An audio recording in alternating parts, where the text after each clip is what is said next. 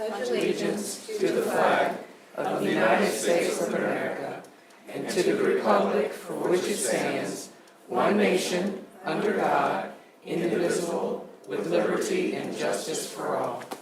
I haven't said that in 45 years.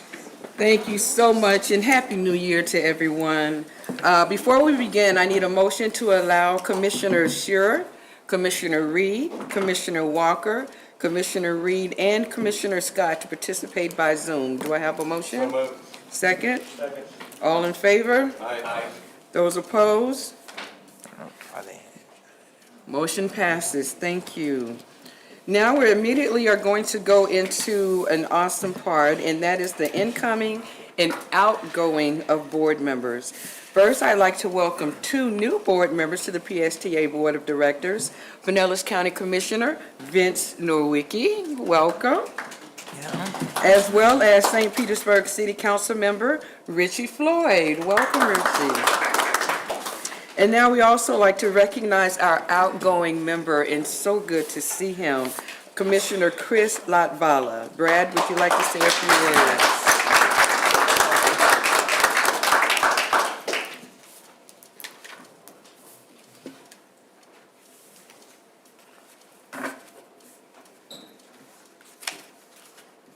Okay.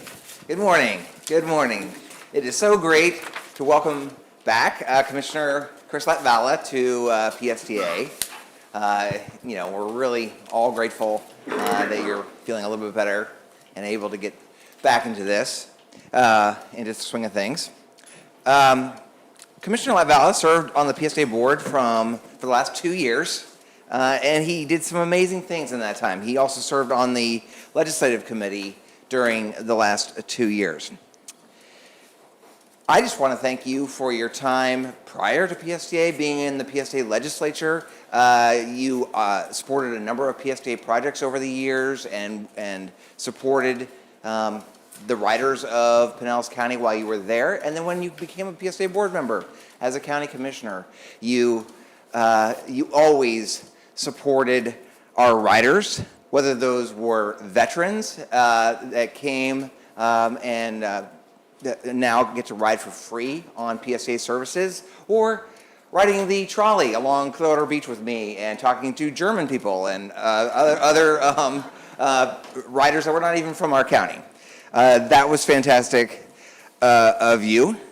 You were very supportive of modernizing our bus network and improving our service to our customers.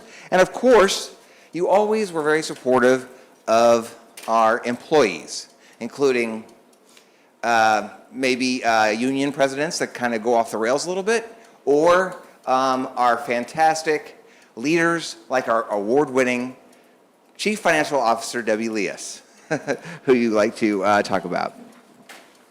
I'm really grateful that you are able to be back here today to be recognized. I understand that you are dedicating your lifetime bus pass to helping others, which is very nice of you, but we do have a nice plaque for you, and I'd like you to come up and take a picture with our chair.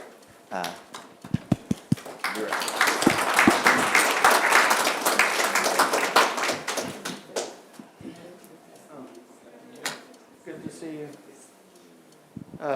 The last 2 years has been an honor to serve on PSTA, and I apologize for my absence the last few months. But thank you very much for the prayers and the very nice card that the PSTA leadership team and employees sent. That was very nice, and thank you for the prayers. Those were definitely needed and appreciated. And I will be missing my friend, the best CFO in town, Debbie Leas. Please stand and be recognized.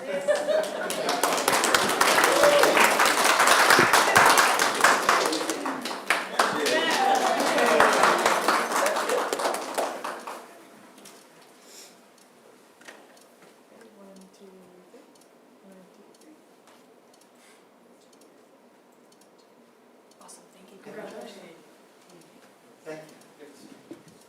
Thanks, sir. Thank you.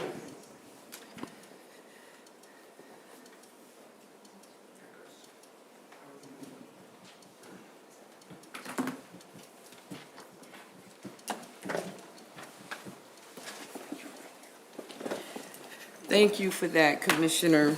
We will definitely miss you, but we are so glad to see you. And so thank you so much for that. Now we're going to move on to item 3, our presentation, 3A, the vehicle donation. This is an exciting action item to assist our partnership with the Pinellas Technical College by donating a used PSTA bus.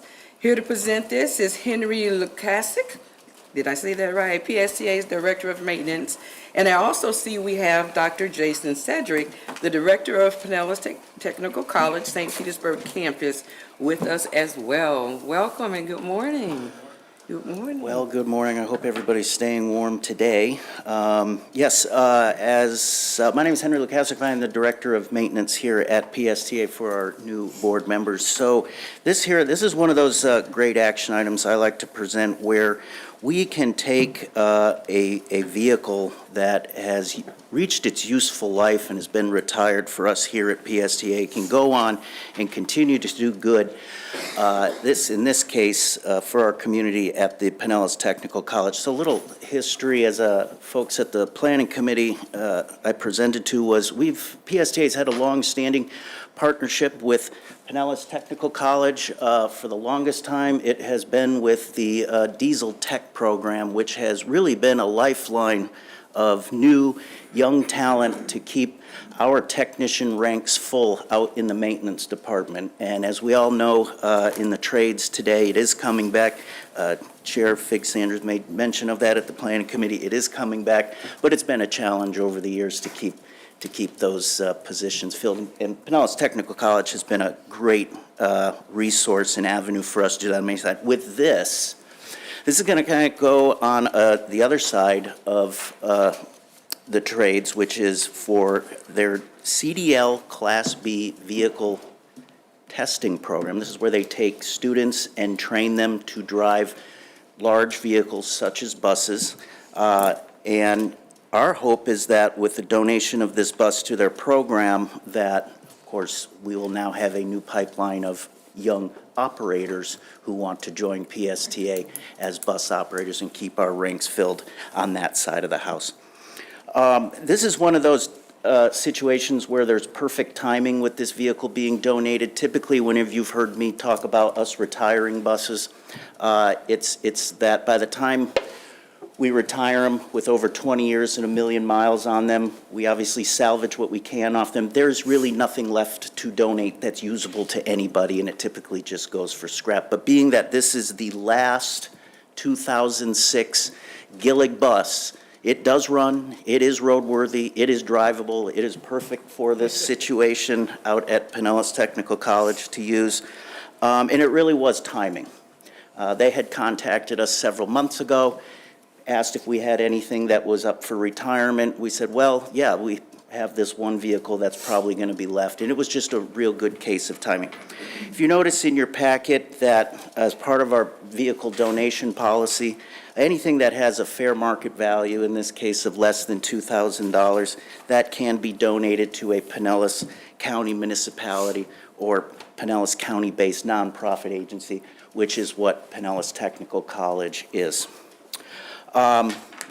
I will stop there for a moment, and I will just have Dr. Shedrick say a few words on this.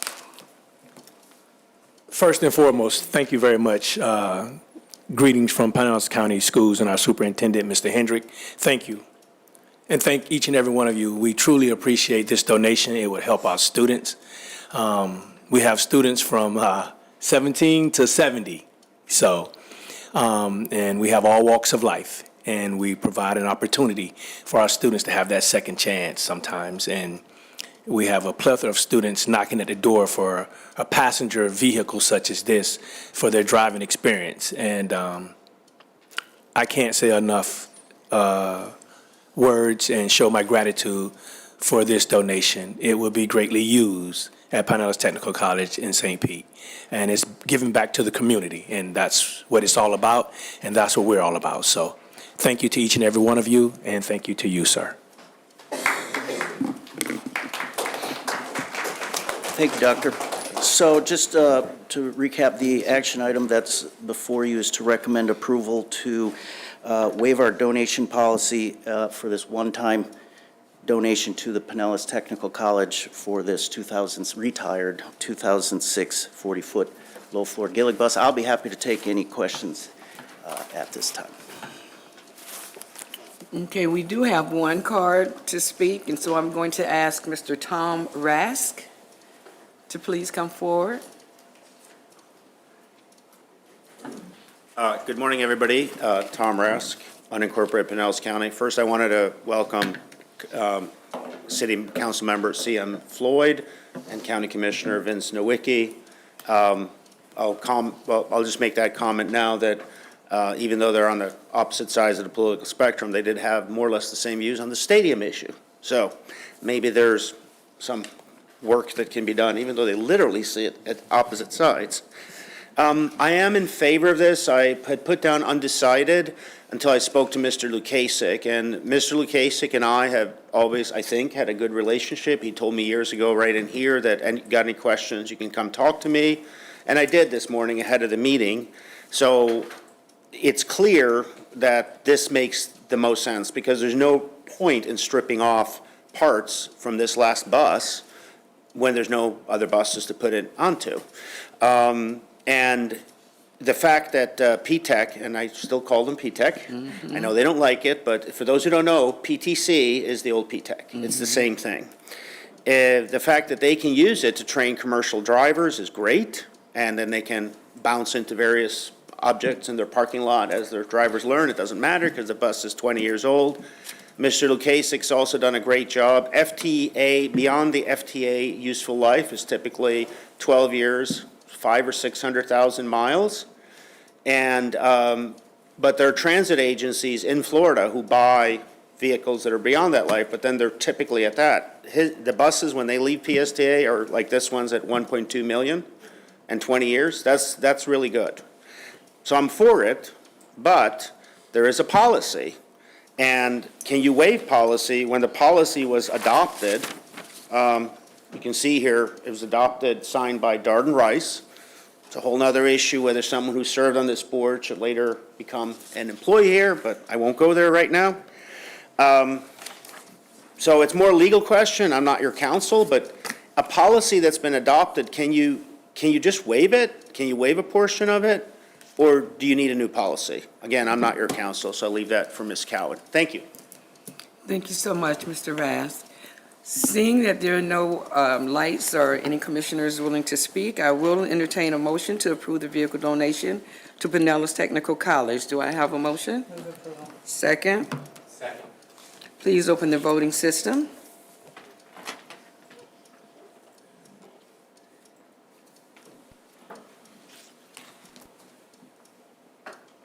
Mine's not coming up on a yes. You have mine? I'll trade you. Is that it, or that's the mover? That's the mover. Oh, is it? Yeah. Yeah. Tell me yes. Okay, is that everyone? There we go. No, we need one more.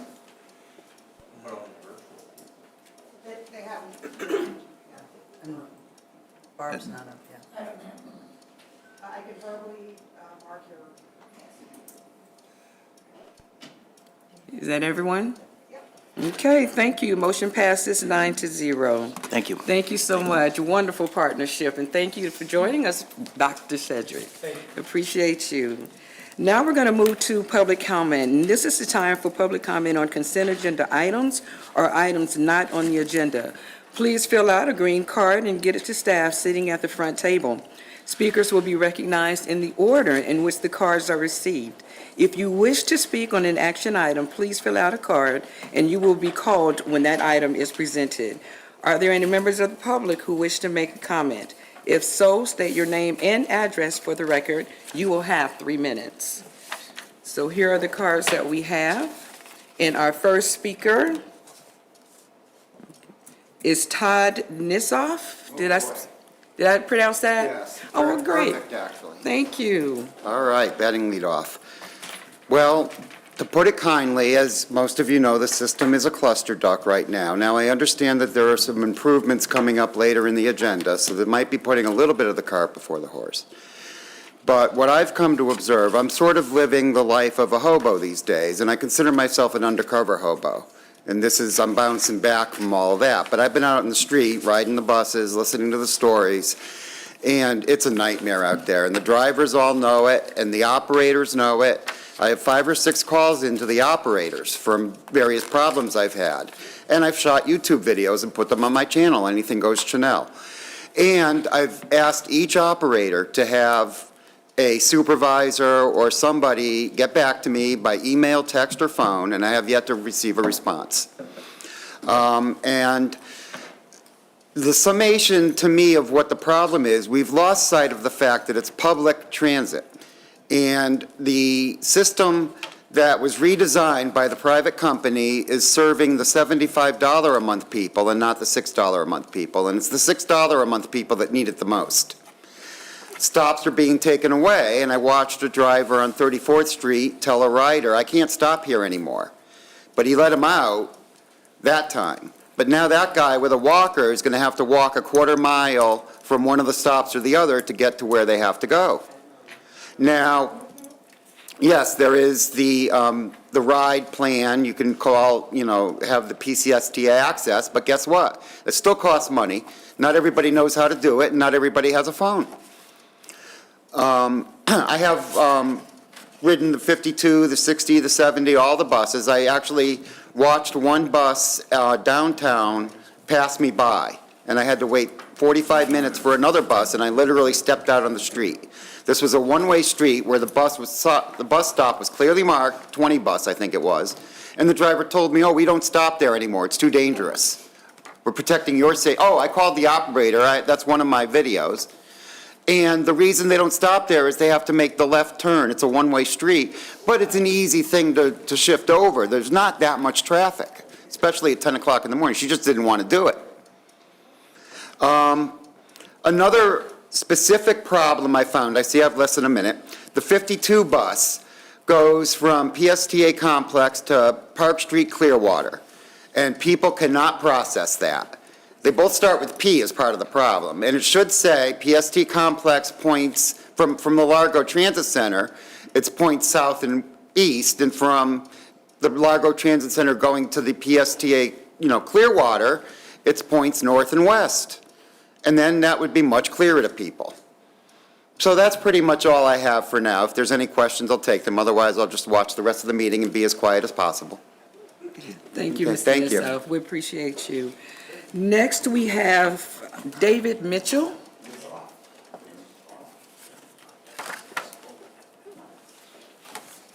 Good morning. I'm David Mitchell, live here in Clearwater. I started this venture last month and the month before about time points and on the trolley and on the regular routes. I have been pleased to have been working with Nicole Dufa and Darden Rice and Mr. Bradford and Mr. Bracken, and I know now all these time points have been resolved and they're working with new time points and things work when you address them. I also have been talking to them in regards to payment systems on all the routes.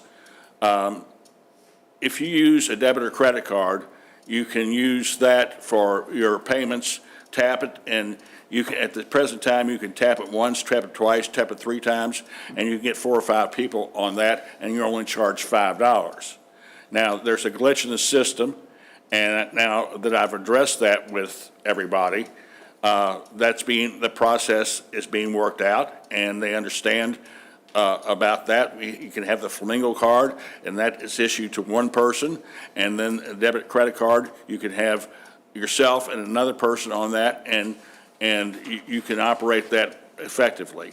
And those are being worked out very well. So my experience with working with the management is when you address something with them, it's being handled properly, and I really appreciate their working on those issues.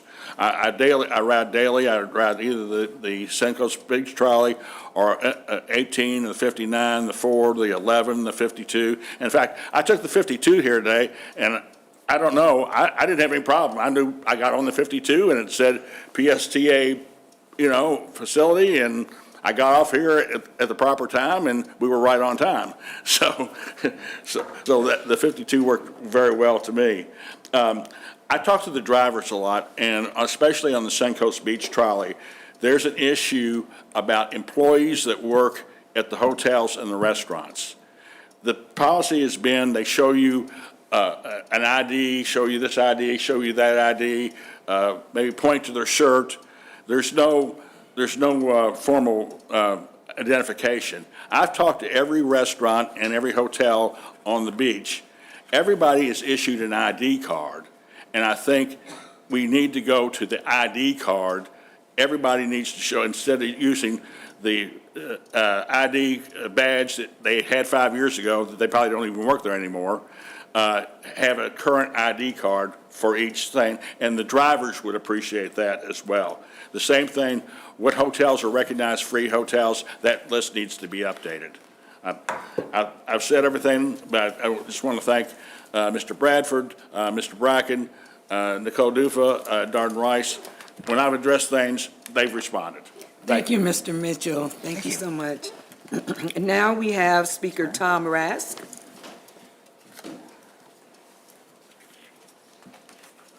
Tom Rask, unincorporated Pinellas County. Thanks to Mr. Nessoff for his relevant comments, and Mr. Mitchell. I overheard him saying to Ms. Rice and Ms. Dufresne out in the lobby a couple things that I'll share, whether he likes it or not. He said that he has sent in a track application to be on the committee, never heard back. He also said that the reason this issue with employees at hotels, some of them they haven't been, if I understood correctly, they haven't been employees for a while. They're using some old ID, some way to get on the bus, which goes to the issue of, a few years ago, transportation disadvantaged, so highly subsidized cards were being sold openly on eBay. There's also an allegation right now that veterans, only an allegation, veterans are selling their Flamingo cards. So there's always abuse, and I think that's one thing you should look at with these employee cards. Sorry, the hotel employee special arrangement. Now, I have sent to the board, all of you, an email about an article I wrote about what Mr. Lasher has said on LinkedIn. I called for Mr. Lasher, if he is an employee today, if he's still paid, that he be fired. Don't let him be an employee drawing pay, fire him for cause, because this is not new, violating PSTA policy on internet use. So what Ms. Cowan looks like she doesn't know what I'm talking about, Mr. Lasher said on Facebook, on LinkedIn, there's an optional pronouns field, and he put whatever pisses off MAGA. And the impression that PSTA is actually a partisan organization that leans a certain way is it's not just there. There's all kinds of other impressions. And this business, I have very little time, this business of not following internet policy is nothing new. In 2018, Ms. Michelle Bedell was reprimanded for being online when somebody was bringing up dropping ridership. She wrote, "You're the worst kind of person. Do you ever consider the people who work, blah, blah, blah, spew your hatred elsewhere, you make me sick. Loser weirdo," in all caps.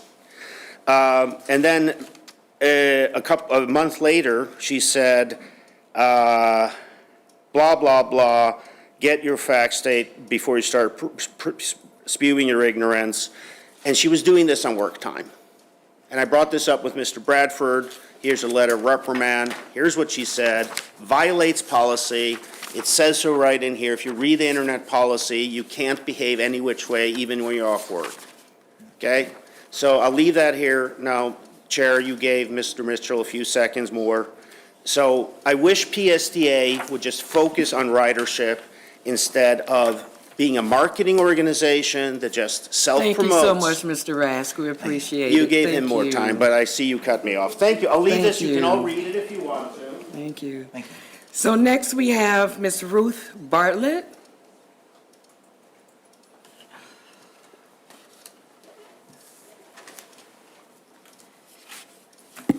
Good morning. I was hoping I wouldn't have to be here today, but since I was here back in December and since I was here now, I have been blown by, whatever you want to call it, buses going by me. And one night I was standing, I was coming out of Walmart, had my shopping cart, and I saw the 18 go by, and I'm like, ah, shoot, I'm gonna have to wait 25 minutes for the bus. So I go across the street at night, this is about 6:30 at night, and I called PSTA, and they said, yeah, Miss Bartlett, it's gonna be about 20 minutes. I said, no problem. And so I was watching in Bay Pines. Sure enough, there goes the 18 in Bay Pines, and I said, okay, that's my bus. What's he do? He flies right by me. And I'm like, boy, he flew right by me. I was like, I got 15-1, and that's all I did. I called PSTA, I talked to customer service, and she said, no, it's going to be another 25 minutes before the next bus. That's 40 minutes I'm having to wait for buses. And that happened to me up in Tarpon Springs. It happened to me in Safety Harbor. I was on McMullen Booth Road and Curlew. On a Saturday, it's pouring down rain. I've got this rain jacket on, and I had my umbrella, and I'm just... And by the way, you need to check your McMullen Booth Road stops. The reason being, several of them are right behind the rail guard. And I had one of the buses fly right by me. And I instant messaged, JB, and I hate bothering him with all of these points. I mean, one day I texted him 9 times, and that was ridiculous. And I said, why am I having to do this? Why isn't somebody, why isn't these things being taken care of? Why isn't somebody else finding them out? But some days I'm like, why bother? I just say, why bother? But like I said, between December and now, it's been 9 times. 5, 4, 9 times. Okay, blown by at Walmart at night, blown by McMullen Booth Road and Curlew, McMullen Booth Road, and 2 stops later. I mean, it's absolutely US 19. I'm practically having to go like this to the 19 to get them to stop because the other 19 flew right by me. And I'm like, really? What am I doing wrong? I'm not doing anything wrong. I'm just, these bus drivers are not looking and paying attention. Yes, I got 5, 4, 3, 2, 1, and I got other problems, but anyway, I wanted to let you know, this is ridiculous. And I'm somebody that's been doing this for quite a while, at least 5 years. No, I'm sorry, 8 years. Thank you, Ms. Bartlett. We appreciate that, and hopefully we can come to a resolve. Thank you. Oh, I hope so. Thank you, ma'am. Next, we have our consent agenda. Are there any items that any board member wishes to pull?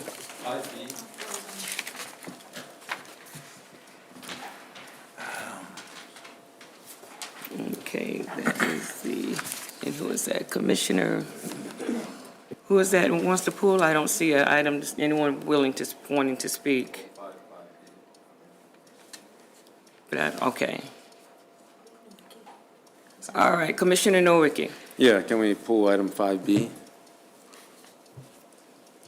Go ahead and speak. Oh, okay, I didn't know if you wanted to approve the consent agenda first and then go back to 5B, but... No, we go to the item. Go ahead and speak as to why you requested Okay, yeah, I to just speak. wanted to, say, since I'm newly appointed to the board, could staff walk me through the performance scoring methodology used to evaluate the CEO, before we lock in language that ties compensation outcomes to that score? Oh, yeah.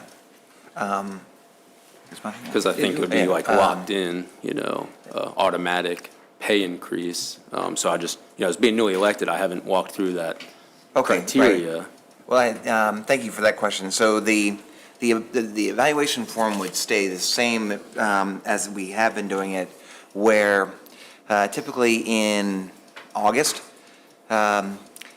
Rachel sends out to all the board members a questionnaire, where you put down some numerical scores and then write areas of improvement or any observations, narrative. That those all get collected and then the executive committee reviews those, tabulates them up, and based on the average score for all the board members, that gets calculated along with the other quantitative data from how successful we are with our organizational scorecard.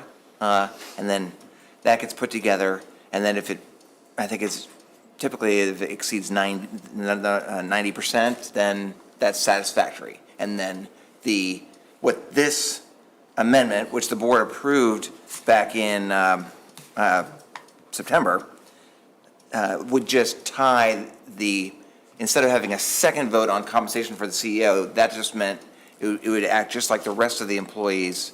And then if there was a budget adjustment of 3% or whatever in the budget, then that's what would be awarded.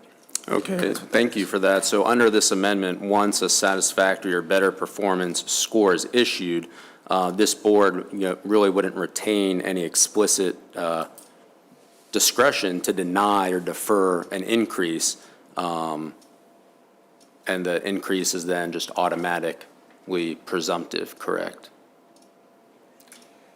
Well, I believe we would still, the executive committee would review it and tabulate it, but no, this board would vote to accept the performance evaluation. Right, and then if it's deemed satisfactory or better, the pay increase is automatic.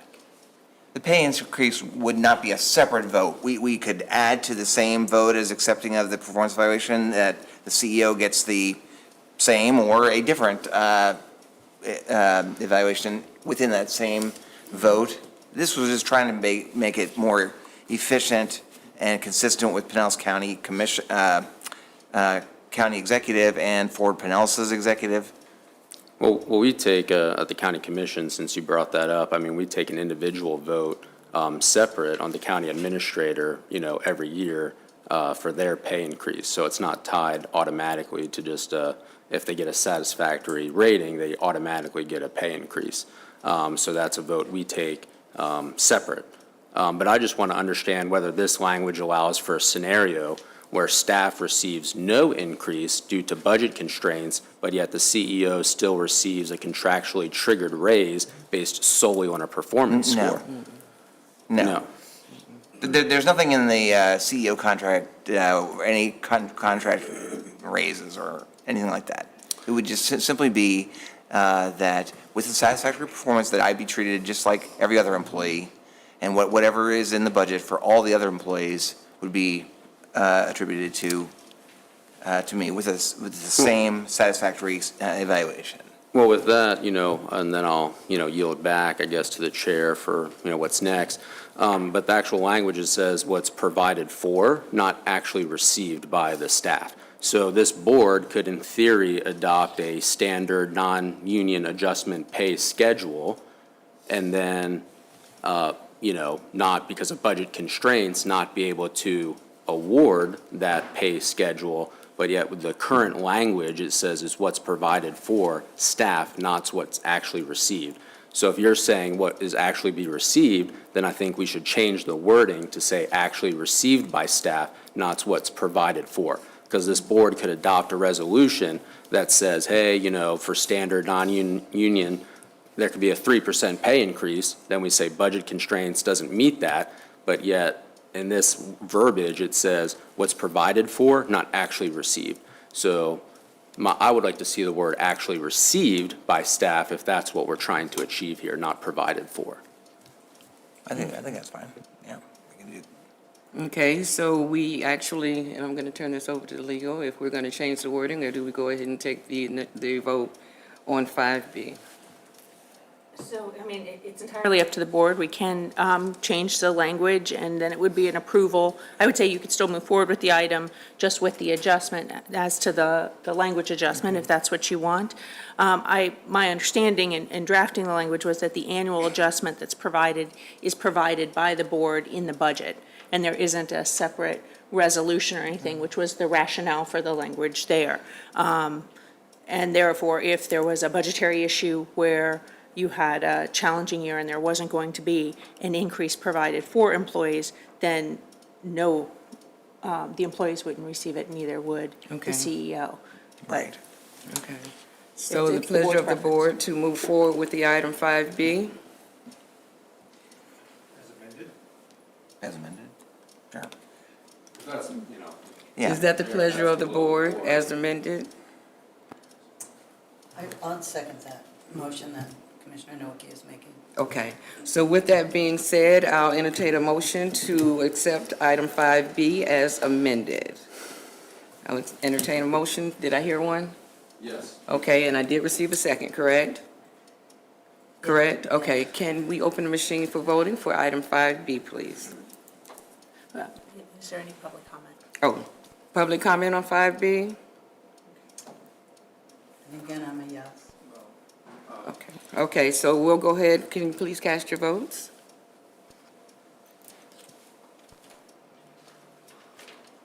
Again, I'm a yes. So who are we missing?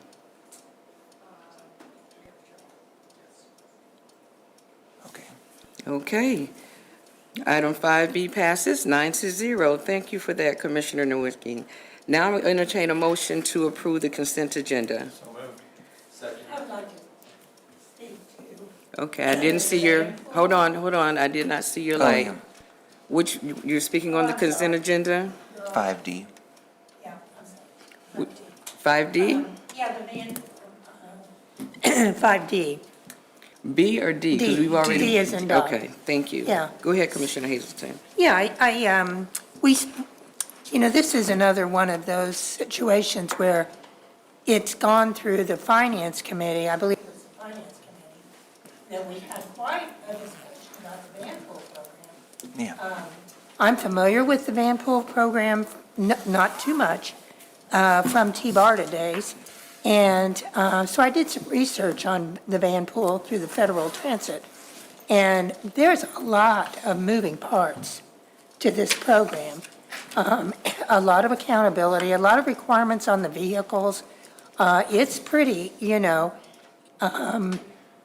it's pretty amazing, really. And you, Brad, you said at the meeting the other day that since we were awarded the Vanpool, or given the opportunity at the Vanpool program after T-BARTA, that it is in the top 10 in ridership at PSTA. Didn't you say that? Yes, it is. Yeah, how many people are participating? On a yearly basis, like 40,000 Okay. ridership, so. 40,000. Yeah, And so these are submitted back to the National Transit Database, is that true? Not back to, They are, yeah. yeah, back to, so yes. I don't know where we go from here, but I would like for the board as a whole to see a presentation on the Vanpool program and to be able to ask some questions, because this is, again, it's one in the top 10. We don't know anything about it. I started asking questions at the committee meeting the other day, and I thought, wow, this is one of those things where I think we all need to understand this program Yeah. and who's in charge of it, and so on and so forth. So can we bump this to maybe next month for a presentation?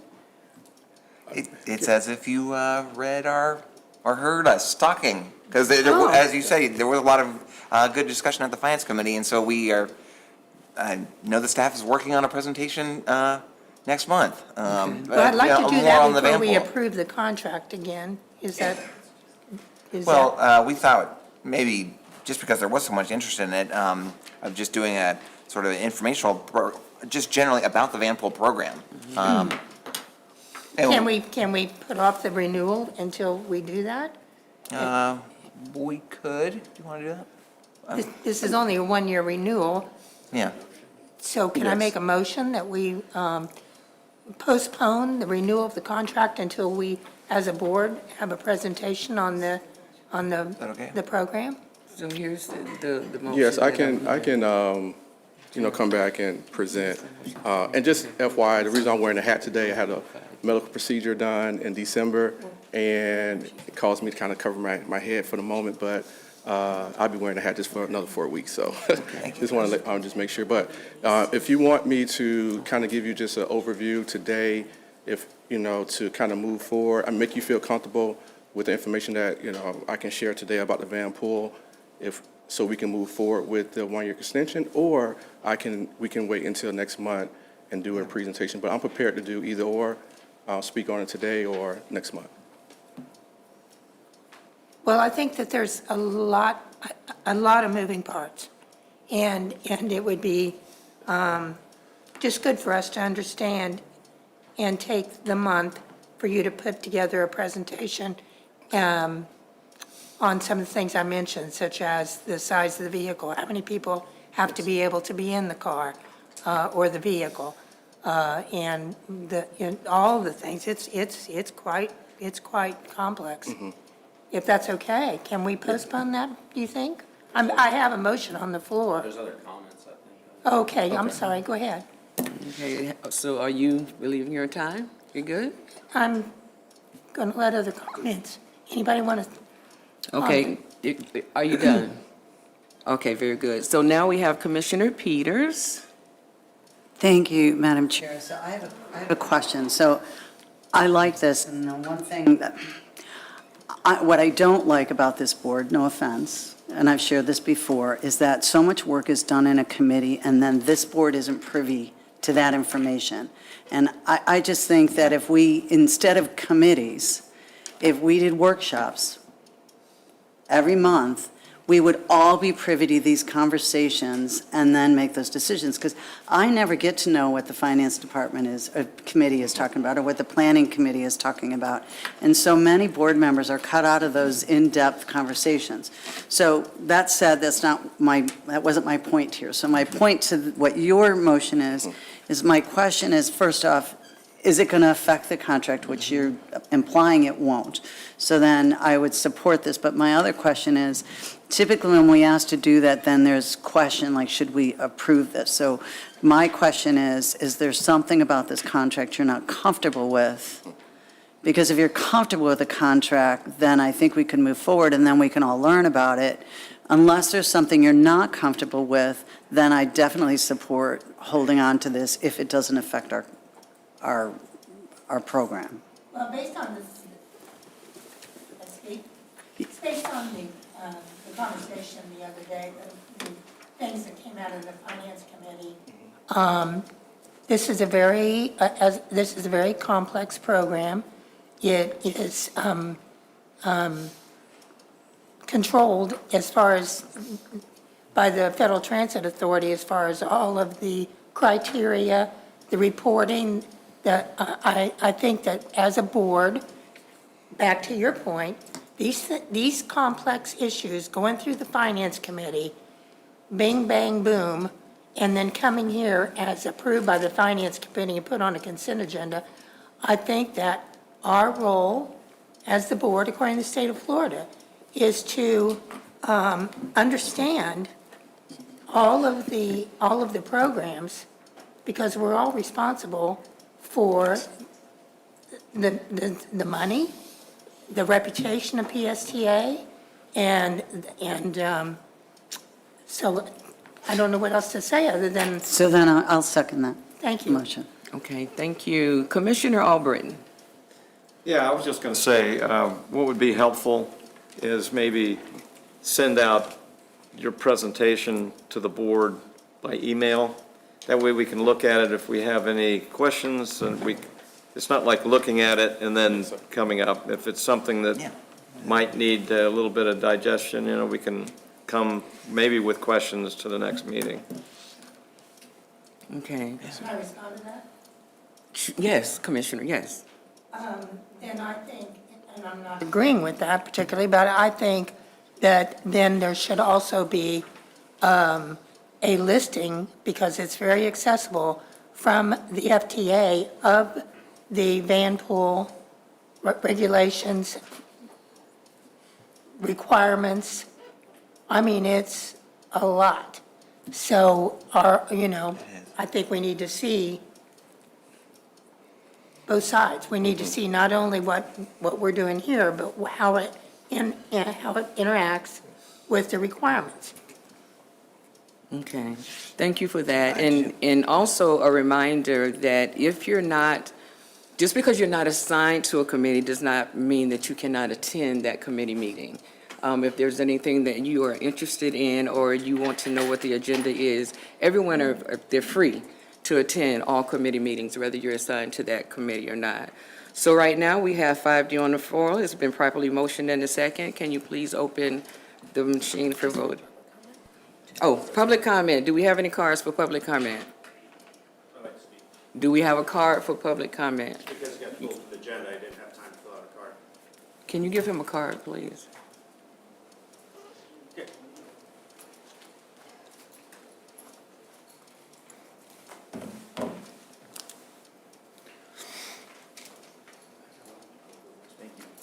Ms. Marshall? Sir, what's your name? You didn't introduce yourself? Yeah, for the record. My name is Chris Macklin, Deputy Director of Mobility Services. Thank you. 5D.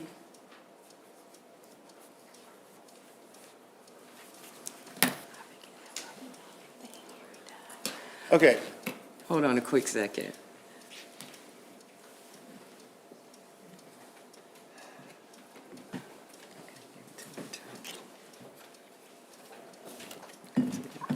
Okay, thank you, Mr. Tom Rask. Go ahead. so Mr. Macklin said 40,000 riders per year. That's the ridership. Now, van pools are typically people going to work. Typical work here is 240 days. Go to work, go back to work. That works out to 83, or let's say 85 customers. Now, let's round it up to 90. That would be 43,200 trips per year. How much work is being put into serving 85 or 90 people? That should be a question. And I appreciate Ms. Hazelden pulling this item from the agenda. I hadn't really looked at it, and I appreciate Commissioner Nowicki's questions about the contract, because this is the kind of questioning that really needs to go on here. The ridership for PSTA local bus, it's not in your agenda, it's not in your ridership report, it was down 6% year over year in December. That should be the focus, addressing ridership. You've heard from these people over here, this lady, I don't want to call her out, but talking about buses blowing past, another person having the same problems. The focus should be on providing mobility to people. I also want to thank Ms. I think Duva, is there a DUFVA? She engaged me before the meeting, we spoke, and I made the point, it's about mobility. If you're stuck in, we want to do fixed route ridership, then that's what you'll do. You'll be buggy whip manufacturers. Think of it as mobility. How do you provide people mobility? The focus should be on mobility. Forget ridership for a second. The way you get ridership up is you provide mobility that people want and can use. That should be the focus, not giving Mr. Miller pay increases, not improved benefits for employees. Provide a product that the people want, then you'll get the ridership used very loosely. Again, I'll repeat that number, 85 people. Even if some of them don't go to work every day, they maybe don't go 240 days a year, that's your typical work year. Less than 100 people.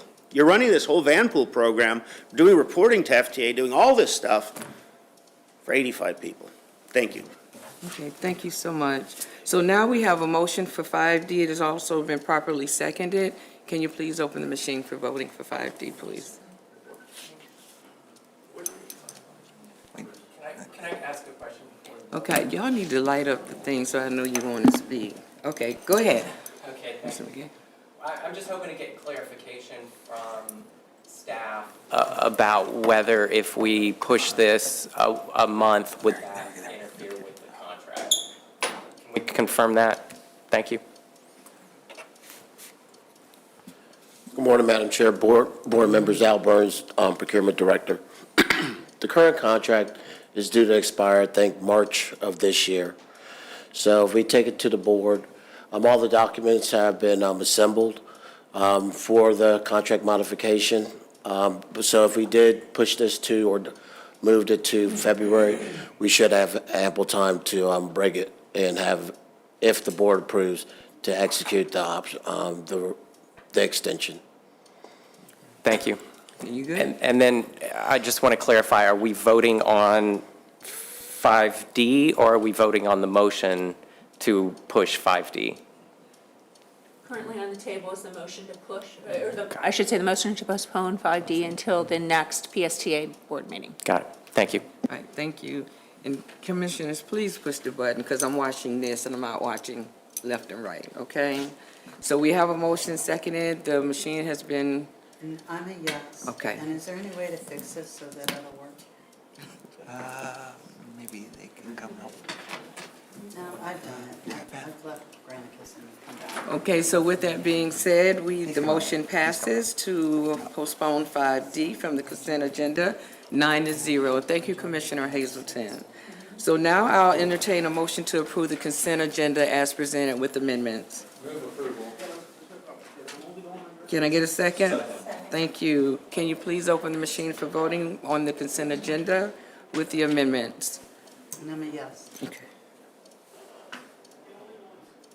Okay. All right, yay, we got it. Okay, thank you so much for that, Commissioners. Now we're going to move on to our committee updates. First, we're going to hear from Gloria Lepid-Corrigan, who will give us an update on the recent track committee. Then I'll give the Fort Pinellas report since Commissioner Tom Reed is not with us this morning. You got it?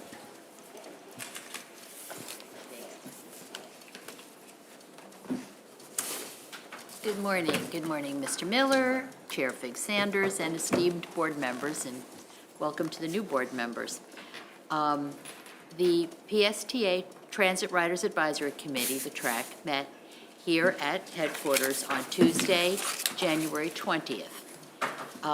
The first major action item we had at the meeting was to elect our officers for 2026. And I'm pleased to report that I was reelected as chair for another year, and Jay James was reelected as our vice chair. Then the Director of Planning, Nicole Dufa, presented the February route service changes. And we had a very active discussion about the implementation of the Connected Community Bus Plan and the issues, whatever we had as riders. And I can say that the TRAC members were really very pleased to see that rider feedback and the feedback of our committee was actually useful in adjusting the routes as needed. Then we discussed our TRAC initiatives, the ones from 2025 and the plans for 2026. And for several reasons, we were not able to achieve our goal of having each one of you on a ride-along in our system. And again, for the new board members, it was to get all of the board members to experience what a transit rider experiences, to have an understanding of the lived experience for all of us. Since we weren't able to get everyone onto a ride-along, we agreed that in 2026, we would like to complete that initiative. Our goal really is to have all of you as board members understand our experience and that PSTA provides citizens like us with a very valuable public good. And then our last activity was to say our thank yous and goodbyes to Bob Lasher and tell him how much we appreciated his leadership over the past several years. And we are also welcoming our new structure with Darden Rice, Juan Luvian, and Carrie Siebel overseeing and guiding our next chapter. Our next meeting will be held virtually via Zoom on Tuesday, the 17th of February at 4 p.m. And as always, we invite you to attend. And it's pretty easy to do it on the Zoom. So thank you so much. Thank you, Ms. Lepid-Corrigan. I appreciate that report. So now I will give a summary of the Fort Pinellas report, which has not been approved at the official minutes of the board. The Fort Pinellas Board held its public meeting in person on January 14, 2026 at 1 p.m. in the Palm Room at the Pinellas County Communications Building. The official board actions. Congratulations to the two PSTA commissioners, Brian Scott and Chris Shearer, on their Fort Pinellas offices and appointments. Appointment of Commissioner Brian Scott as the new vice chair of the Fort Pinellas Board. Appointment of Commissioner Chris Scherer as the new TMA Leadership Group. Recommend approval of the countywide plan map amendment, KCW 26-01, Pinellas County. Recommended approval of the countrywide plan map amendment, KCW 26-02, Community, Pinellas County. The board approved the appointments of Commissioner Brian Scott as the new Fort Pinellas Vice Chair. The vote was 18-0.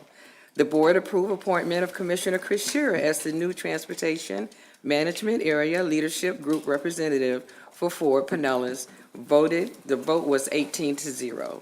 And thank you, these are the Fort Pinellas report as presented. And thank you and congratulations to our new board members on their new appointments. So next, we're going to move into our action items, and the first is 7A, our interlocal agreement with Dunedin for 2 bus shelters. Darden Rice, PSTA's Chief Planning and Community Affairs Officer, will go over proposal agreement with the City of Dunedin for 2 new artistic bus shelters. Good morning, Ms. Rice. Good morning. Good morning, Madam Chair. Good morning, board members, and a special welcome to our new board members, County Commissioner Vince Nowicki, and our St. Petersburg Vice Chair, Richie Floyd. This is an action item. We're asking for your approval of this interlocal agreement that codifies a cost-sharing agreement between PSTA and the City of Dunedin for the purchase of 2 bus shelters. This is also a good news item. Periodically, municipalities and other stakeholders reach out to PSTA to partner with us on our bus shelter program, and that could be adding a shelter, upgrading a shelter, including a special design shelter into a safety streetscape project, which is the case here. And PSTA is very happy to oblige.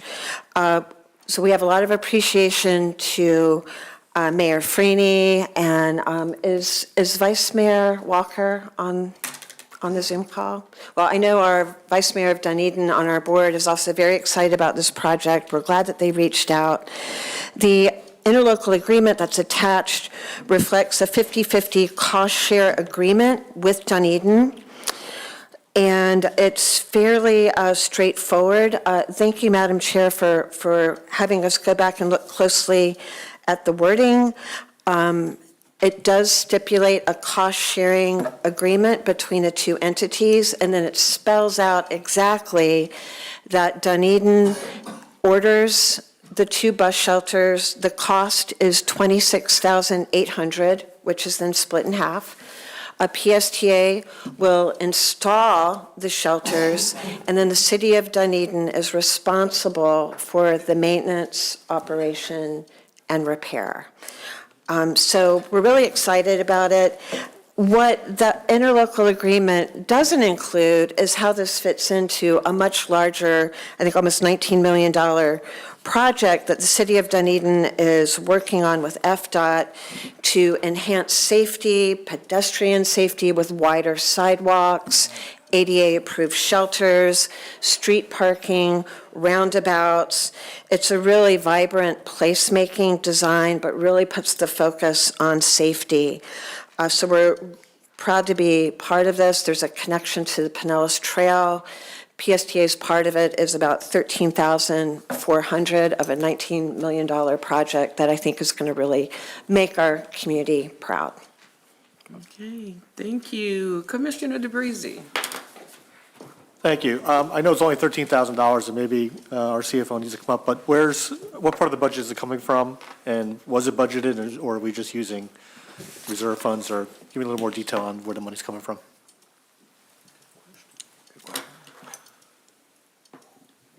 Good morning, Debbie Elias, Chief Financial Officer. And the funding for this is coming from FTA for the purchase of the shelter, I believe. Is that correct? Yes. Okay. But yeah, that was fully funded by FTA. Okay. Okay, thank you. There are no other actions. Do we have anyone from the public that wishes to speak? Really quick, can we have these in Clearwater? I need you to fill out a card. I'm done. Oh, okay. All right, so. The question was, can we have these in Clearwater? And the answer is yes, of course. Okey-dokey. All right. Commissioner Albritton. All right, so do we have a motion to approve the agreement? Move approval. Second, thank you. Now that we have a motion and a second, can you please open the voting machine?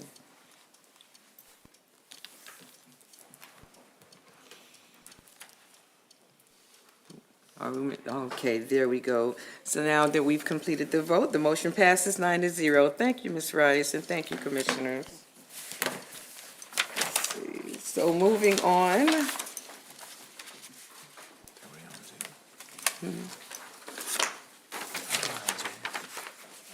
Nobody's on Zoom? Okay. So moving on to an information item, 8A, which is the certification of PSTA's general administrative expenses. Debbie Lewis, our CFO, will give a presentation about PSTA's low general administrative expenses. Hello, Ms. Lewis. Well, good morning, everyone.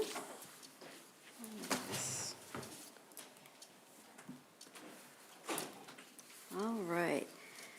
Well, last year, the Florida statutes were amended, requiring public transit agencies to use general administrative costs as a way of reporting out their cost effectiveness and their cost efficiencies. The statute has a goal of keeping the general administrative costs equal to the state average plus 20%, and also as a goal to limit the increase year over year of general administrative costs to 5% or less.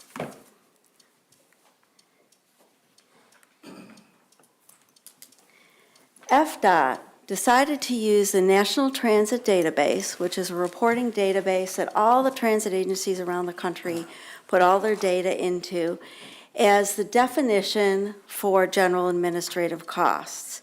However, the one thing that's different with the FDOT definition versus the basis for the NTD is that the FDOT does not include insurance costs, but NTD does as part of general administration.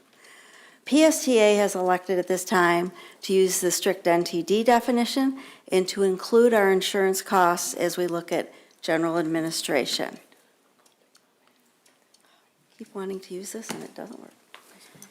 So the goal here is to come up to the state average plus 20% or less. So for fiscal 26, as you look at this chart on the right-hand column, for Tier 1, which PSTA is one of, we're the 5th largest transit agency in the state of Florida. Some of our other agencies in the tier are HART, Lynx, JTA, Broward County as examples. So we need to be at the 22.56 with that cushion to be less than 27.07%. So the most exciting thing and my favorite part of this slide is when we look at it, PSTA is less than half or about 0.5% of what the state average is. For fiscal 26, we're at 13.77%. And we are also, the increase year over year is at 3.61%, which is less than the 5% goal. And with that, I will take any questions on our general administrative costs. Okay, I see no, oh, there we go. Commissioner McCain. Just want to say congratulations. I said it at the Planning or Finance Committee meeting, but this is great. I'm proud. I think PSTA is doing a great job. I know it's hard to manage a bus system that's the size of ours, and especially to rework the bus system. There's going to be some kinks overall. This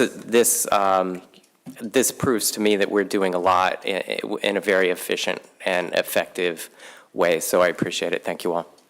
Thank you, Commissioner. Any other questions? Well, thank you, Ms. Liz, on the presentation. We Well, thank appreciate you it. very much, and welcome to our new board members. Thank you. So now we'll move on to item 8B, our February service changes. Nicole DeVay, Director of Pinellas and Planning and Scheduling, will go over the upcoming adjustments to our routes planned to improve our services to our customers. Hi, Mr. Cole. Did I pronounce your last name correctly? It's Nicole Dufa. Duva. Thank you so much. Absolutely. Thank you. Absolutely. Good morning, Madam Chair and members of the board. Welcome, Councilmember Floyd and Commissioner Nowicki. I'm Nicole Dufa, the Director of Planning and Scheduling here at PSTA, and I'm here to present an information item on the upcoming service changes effective this coming Sunday, February 1st. Many of you know that we implemented the largest service change in PSTA history, a whole system-wide redesign back in October.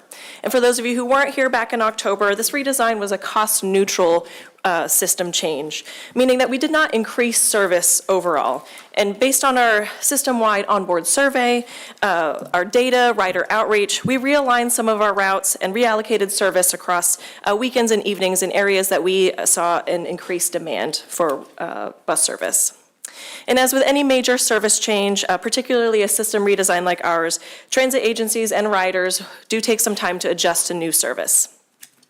And the service changes coming up on February 1st addresses some areas, many areas of concern that our riders have shared with us since our implementation of this connected community bus network, as we called it.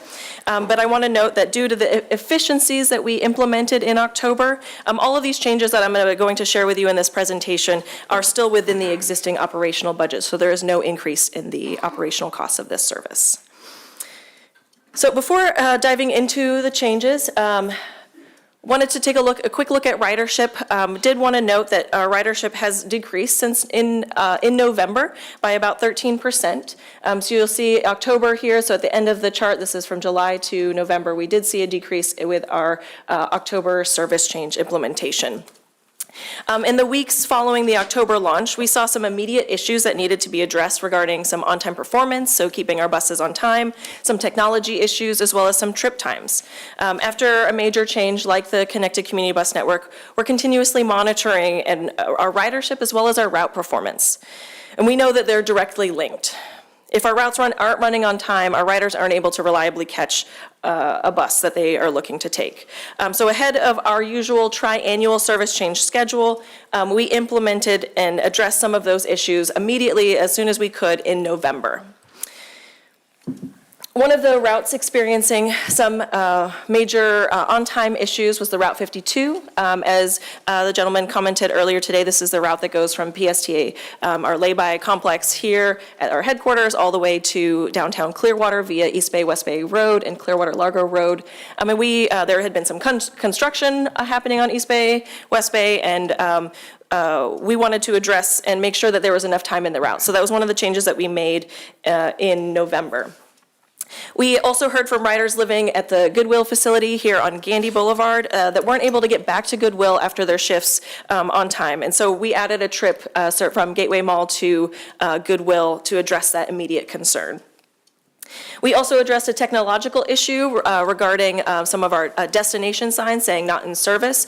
We had an interim fix. We had staff on site at the transfer center making sure riders caught the correct bus, but we wanted to address that immediate concern technology-wise, and so we did that also in November.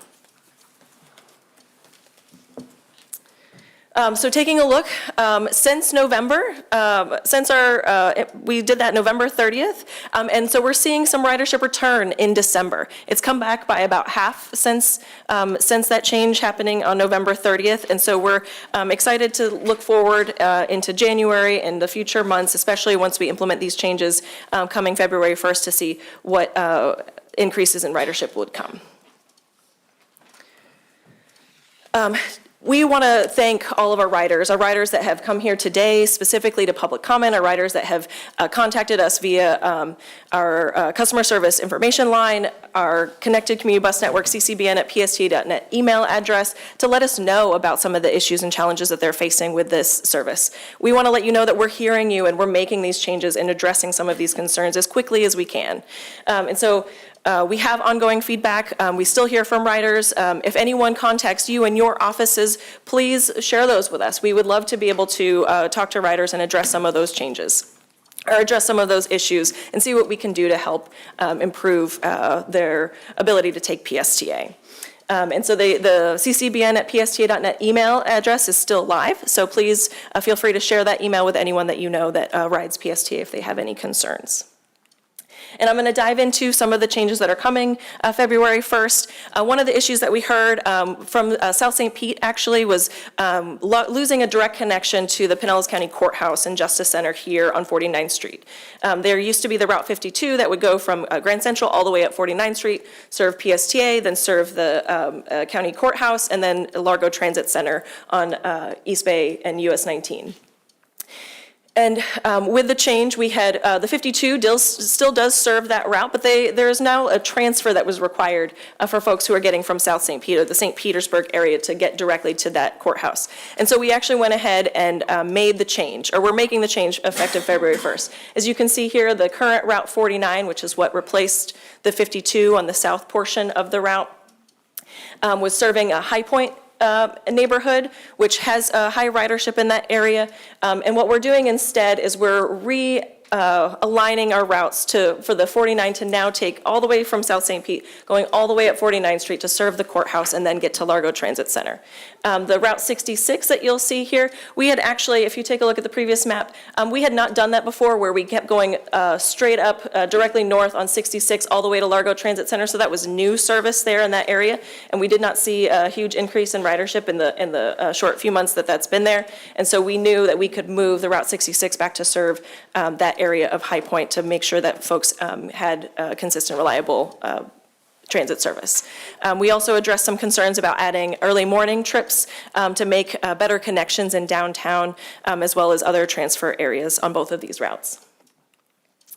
Another change that we made, this is a routing change that was made.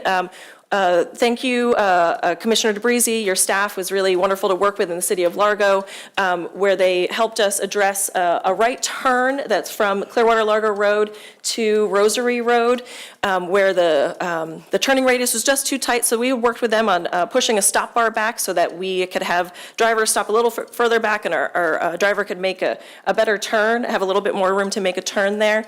However, the operational inconsistencies in that, and not all drivers are paying attention to the stop bar moving.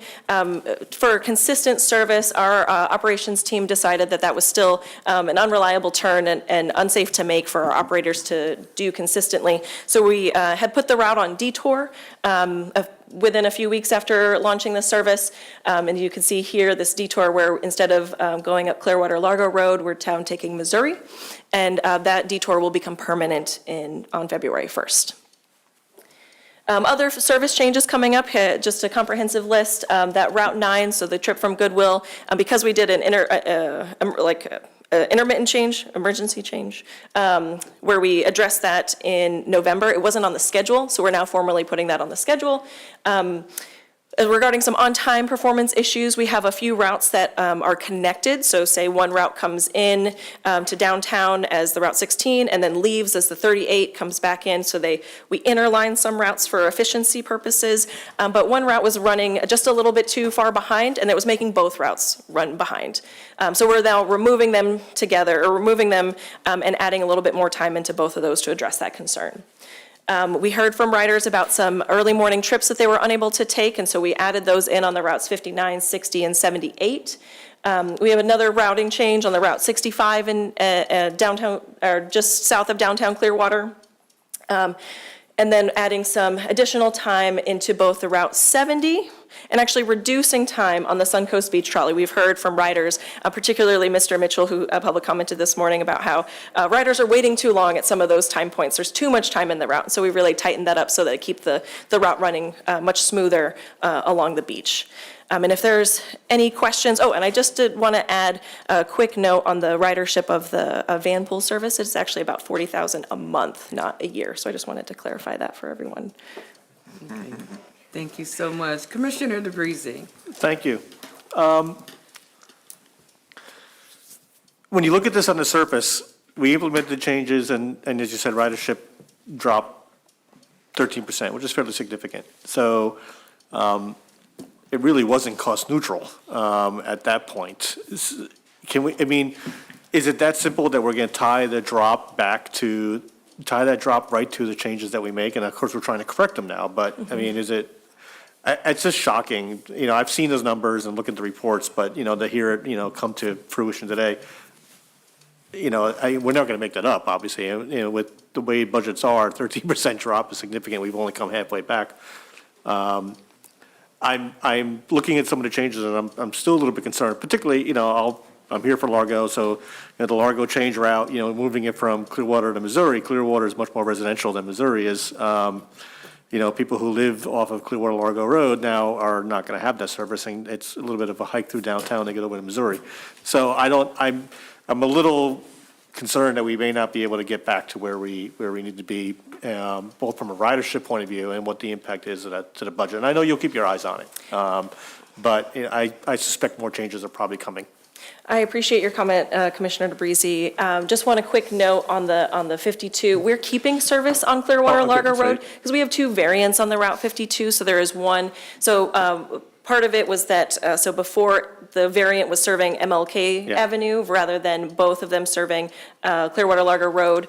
And so now there will still be service on Clearwater Largo Road. So I just want to quickly address that. However, to your comments about a ridership drop, I know that other transit agencies, if you look across the country, change is hard for folks. It was hard on us. It was hard operationally. We had routes that didn't have enough time in them, so if they're running late, then riders aren't able to reliably catch the bus. Some changes take a little bit of time to adjust to, so we're really hoping that some of the changes that we've implemented in November, as well as the ones that are coming in February, will address some of those concerns.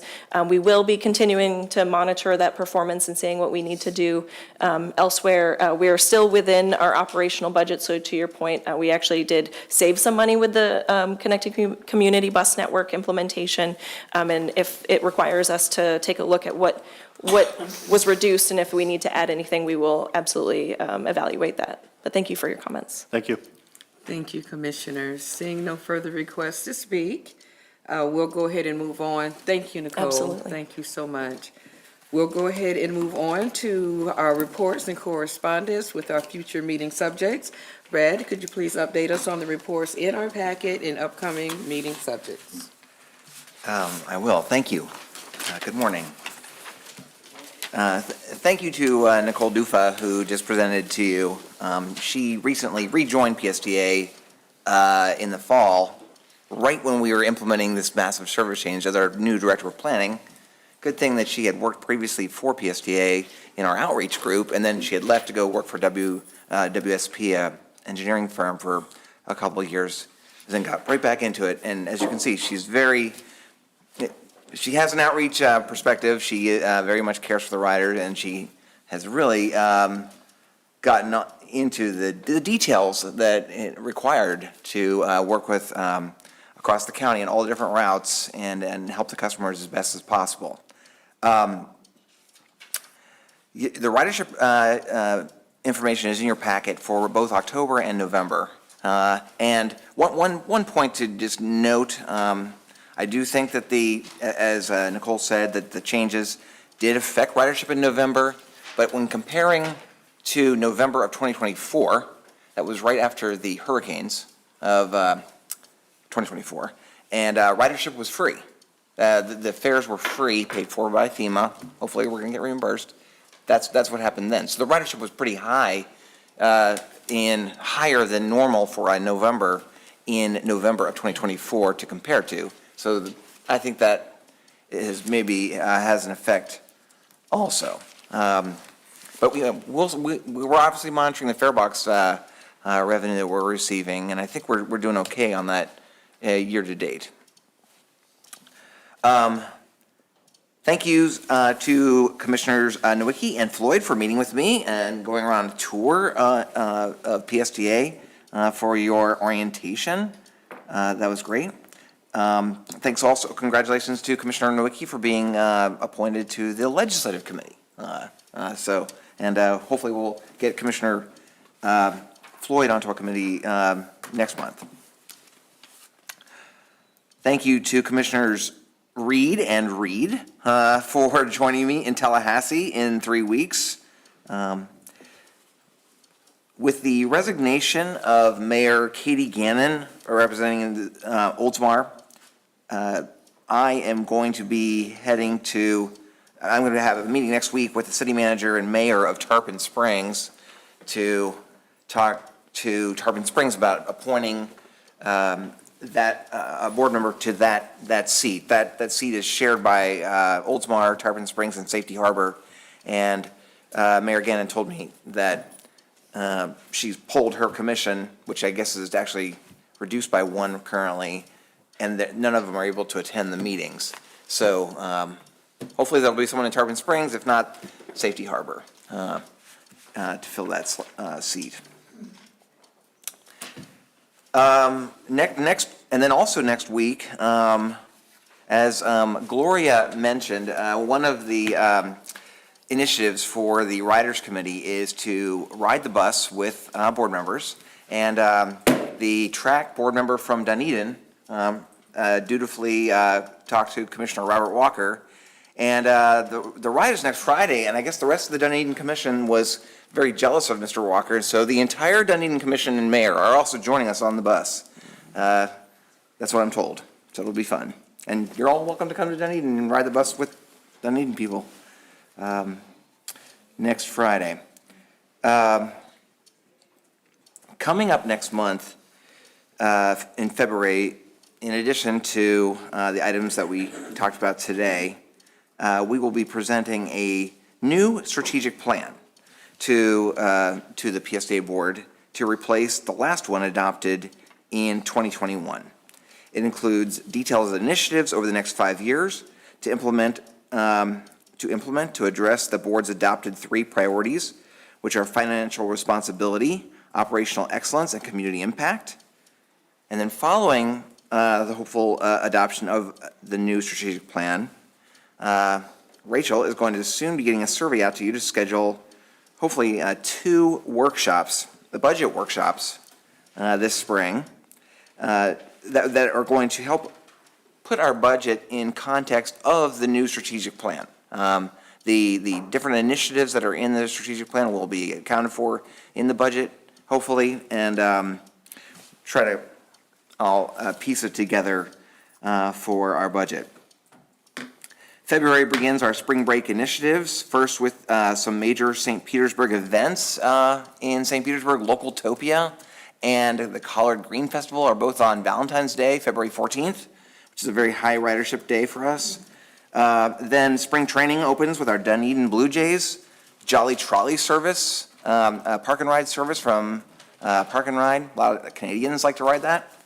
And then, of course, we have our Clearwater Spring Break service in Clearwater. Free park and ride service to the beach via either a trolley or the Clearwater Ferry. So looking forward to next month. There's lots of exciting things going on. Happy answering any questions. Commissioner Peters. You said the spring break, it's free park and ride? There's the trolley is free. The ferry is still not free. The ferry's not free. Now, is this the Jolly Trolley or our trolley? It's both. It is the city of Clearwater. We have a agreement with the city of Clearwater that they provide the free trolley rides from downtown Clearwater just to the beach. Okay, is City of Clearwater paying for? They are. They are, okay. I feel much better, thank you. Thank you. Try to take some of the traffic off the causeway. I understand. All right, thank you so much. Commissioner Nowicki. Thank you, Chair, and thank you, Brad, for going over that. And I don't know if I'm jumping ahead, but the October and November statistics, are you talking about those, or is that? Oh, well, they're in your packet. Happy to answer any questions. I think as Nicole just briefly mentioned, that it was mentioned previously about the Vanpool ridership. Yeah. And I noticed that it is actually 40,000, well, it's like 37,000 a month, not a year. But Correct. I was just wondering if maybe going forward, if it's the, will of the board, maybe to include, like cost per passenger, kind of break down the riderships of which ones are free, veterans, students. So if we could get more of a breakdown, month to month, of those statistics, I think would be, good information for the board to have. Okay. Yes, we'd be happy to cover that. And I thought that we had the veterans on here, but we can provide that breakdown. Awesome. As well, that's good. Thank you. You good with that? Okay, thank you, Commissioner Nowicki. So now we're going to go ahead and move on to other business. Is there any other business that a commissioner would wish to discuss? Okay, seeing no, okay, here we go. Commissioner Hazelton. I would like to, I think it's been about a year since we've had an update from Whit Blanton on the alternate 19 study or project.